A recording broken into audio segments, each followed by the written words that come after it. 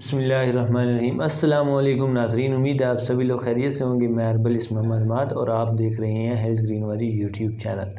आज की इस वीडियो में मैं आपको रियाह का नुस्खा बताने जा रहा हूं, जिसके इस्तेमाल से आपको इंशाल्लाह ज़रूर आराम मिलेगा। बहुत ही फ़ायदेमंद ये नुस्खा है, आप इसे अपने घर में ज़रूर बना के रखें। नुस्खे की जानिब बढ़ने से पहले आपसे रिक्वेस्ट है कि आप चैनल को सब्सक्राइब करें, बेल के नोटिफिकेशन को दबाना बिल्कुल भी मत भूलें। तो आज की इस नुस्खे में जो अज़ा इस्तेमाल हो रहे हैं वो मैं आपको बता देता हूँ, और हर अज़ा का जो फ़ायदा है वो मुख्तलिफ है, और लेकिन जो बेसिक उसके फ़ायदे हैं वो रियाह के पॉइंट ऑफ व्यू से बहुत ही ज़्यादा इम्पोर्टेंट है। तो सबसे पहले आपको बता दूं कि आपने लेना है दाना इलायची खुर्द, जिसे सब्ज़ इलायची के नाम से भी जाना जाता है। ये आपने लेना है 25 ग्राम।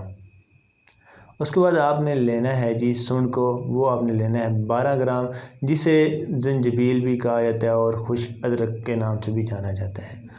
उसके बाद आपने लेनी है दालचीनी, जिसे हम सिनेमम भी कहते हैं इंग्लिश में, ये आपने लेनी है 9 ग्राम। उसके बाद आपने लेना है क्रीमफल, जिसे लौंग के नाम से जाना जाता है, ये आपने लेना है 6 ग्राम।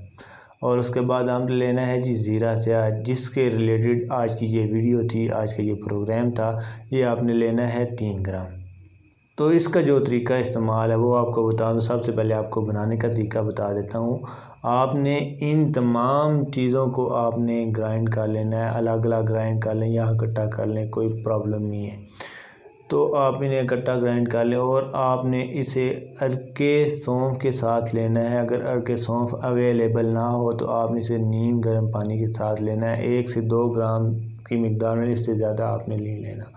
तो इंशाल्लाह आपको इसके इस्तेमाल से ज़रूर फ़ायदा मिलेगा, और इसे अपने घर में बना के ज़रूर रखिएगा।